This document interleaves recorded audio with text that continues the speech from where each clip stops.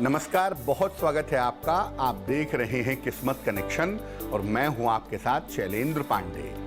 आज एक बड़ी जटिल समस्या पर बात करेंगे। कभी कभी ऐसा होता है कि विवाह के बाद, विवाह के उपरांत पति और पत्नी के जीवन में कोई तीसरा व्यक्ति आ जाता है, जिसको आम बोलचाल की भाषा में कहते हैं एक्स्ट्रा मैरिटल रिलेशन।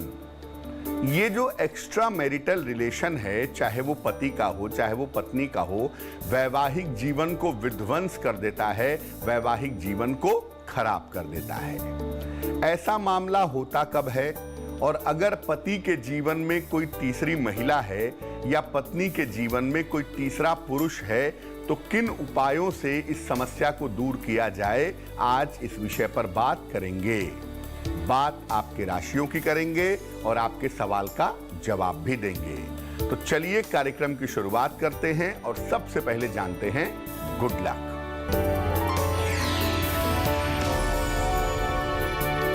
घर में पूजा के स्थान पर आकृतियों वाले और चित्रों वाले यंत्र न रखें।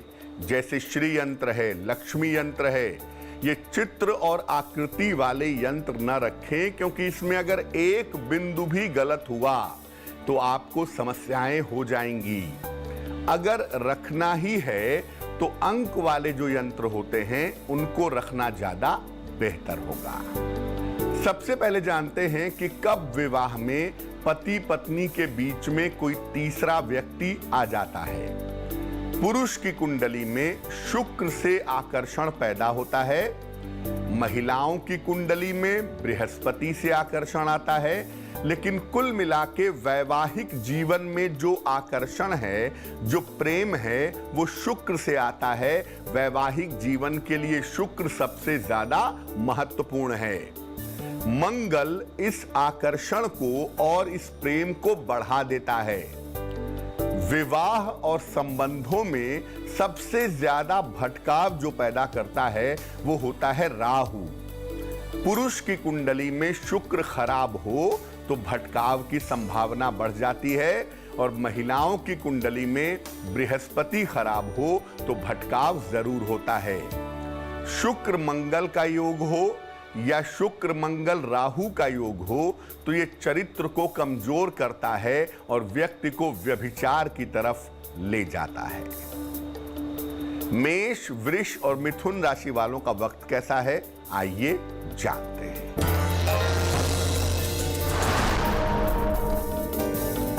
मेष राशि, वैवाहिक जीवन में सुधार होगा, कारोबार में लाभ होगा, छोटी यात्रा के योग हैं। शुभ रंग आसमानी और भाग्य होगा 70%।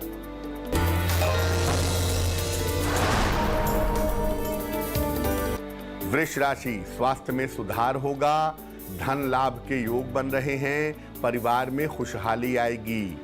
शुभ रंग नीला और भाग्य होगा 80%।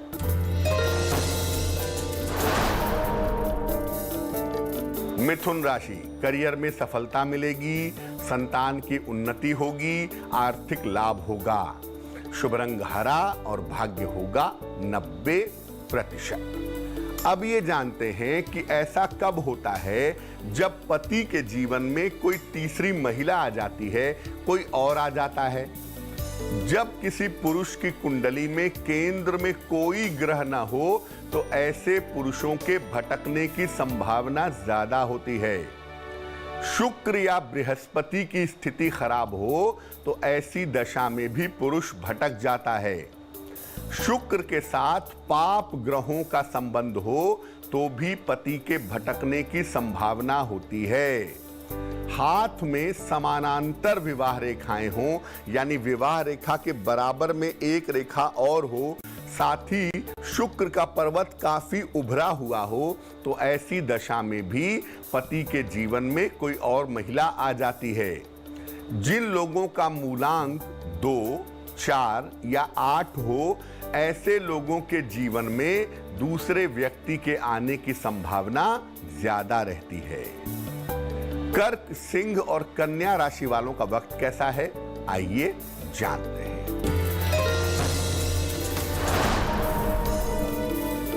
कर्क राशि, व्यर्थ का तनाव रह सकता है। परिवार में विवादों से बचाव करें। शिव जी को जल अर्पित करें। शुभ रंग ग्रे और भाग्य होगा 60%।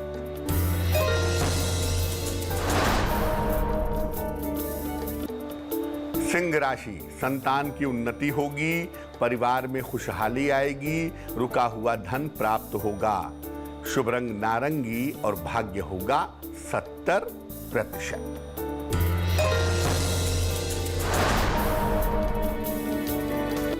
कन्या राशि, करियर की स्थिति में सुधार होगा। धन लाभ के योग बन रहे हैं। मानसिक चिंताएं समाप्त होंगी। शुभ रंग सफेद और भाग्य होगा 80%।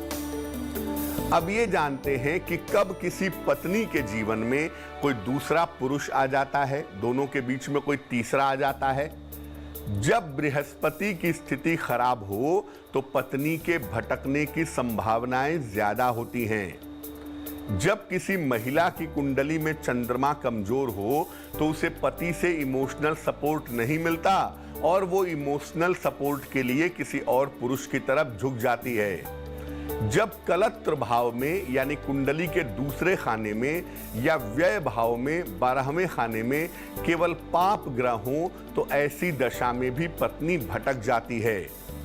जब शुक्र पर पाप ग्रहों की दृष्टि हो तो महिला भटकती है या शुक्र वक्री हो तो ऐसी महिलाओं के भटकने के योग भी बनते हैं।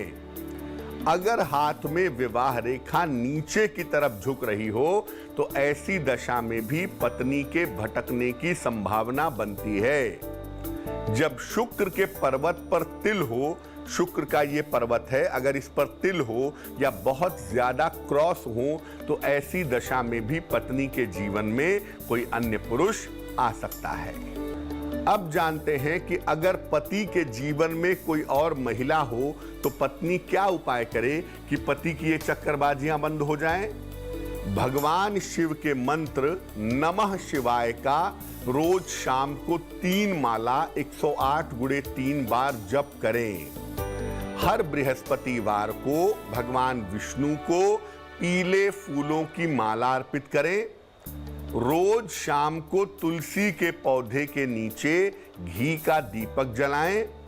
घर में गंदगी से और सीलन से पूरी तरह से बचाव करें। अगर सीलन आ रही हो तो इसे बेहतर करने का रास्ता खोजें।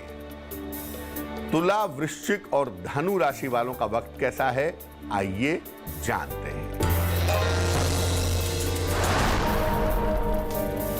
तुला राशि, मान सम्मान की प्राप्ति होगी। जीवन साथी का सहयोग मिलेगा।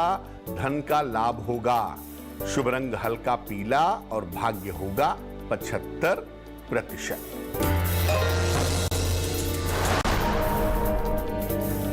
वृश्चिक राशि, स्वास्थ्य का ध्यान रखें। ऑफिस में विवादों से बचें। वाणी पर नियंत्रण बनाए रखें। शुभ रंग गुलाबी और भाग्य होगा 60%।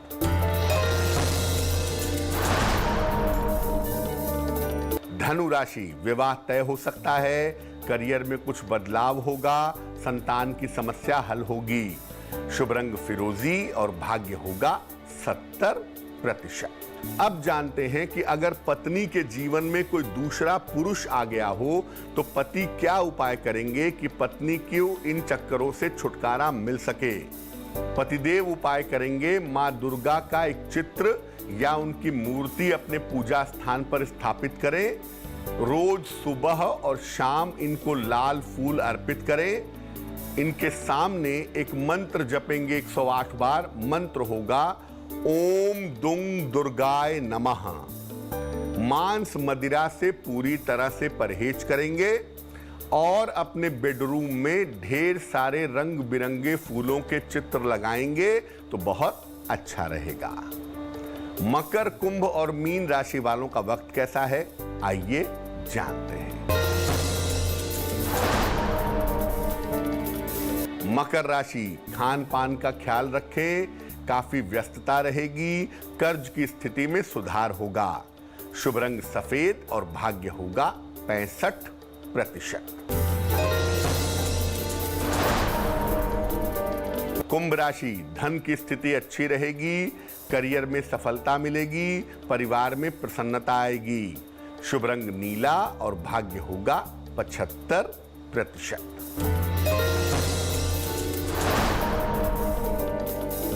मीन राशि, मानसिक तनाव हो सकता है, प्रेम और रिश्तों का ध्यान रखें, शिव जी को जल अर्पित करें।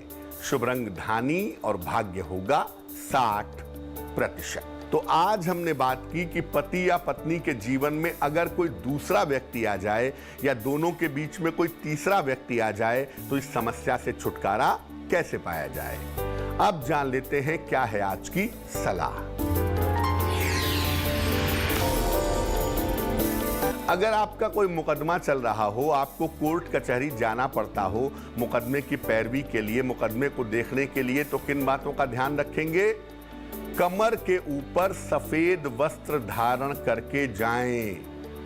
घर से निकलने के पहले हनुमान चालीसा का पाठ करें और जिस तरफ की सांस चल रही हो, अगर बाईं सांस चल रही हो तो पहले बायां पैर घर के बाहर निकालें, अगर दाहिनी सांस चल रही हो तो पहले दाहिना पैर घर के बाहर निकालें। अगर ऐसा करके आप कोर्ट कचहरी जाएंगे तो वहां पर सफलता मिलने की संभावना ज्यादा रहेगी। तो आज के लिए किस्मत कनेक्शन में बस इतना ही। फिर होंगे हाजिर किसी नए विषय के साथ, आपकी समस्याओं के समाधान के साथ। तब तक के लिए मुझे दीजिए इजाजत और आगे जरूर देखिए रिश्तों की कहानी संजय सिन्हा के साथ। नमस्कार। सांसों की पूंजी खत्म